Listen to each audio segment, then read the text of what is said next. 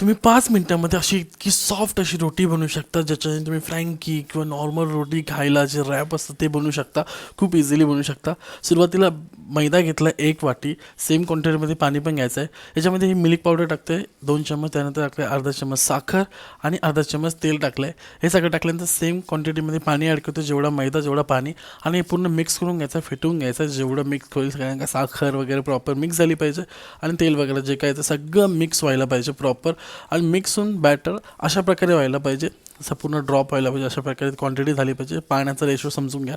त्यानंतर low medium फ्लेमवरती pan गरम करून घ्या. त्याच्यानंतर अशा प्रकारे टाका, जसं डोसा बनवतो तसंच टाकून असं हलक्या हाताने करून घ्या. मी पहिल्यांदा बनवतो तर मी थोडा भीती वाटलेली, पण ऐक काय क्रेझी बनतं आणि खूप इझी बनते. मैदा आहे म्हणून थोडंसं असं की जास्ती मैदा खाऊ नाही शकत, पण खूप भारी सॉफ्ट आहे, मजेदार अशी बनते. आणि लगेच पलटी करायचं. पलटी म्हणजे जेव्हा ती पूर्ण हे होते तेव्हा ती कॉर्नर सोडते. कॉर्नर सोडल्यानंतर असे घ्यायचे, थोडी प्रेस करून तिला शेकून घ्यायचे, भाजून घ्यायचे.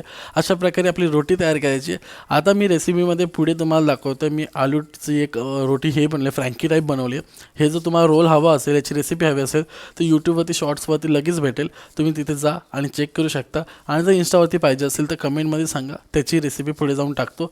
पण ही वाली रोटी नक्की ट्राय करा, जी तुम्ही भाजीसोबत पण खाऊ शकता आणि असे रोल करून सुद्धा आहे. रेसिपी लवकरच येईल रोलसाठी.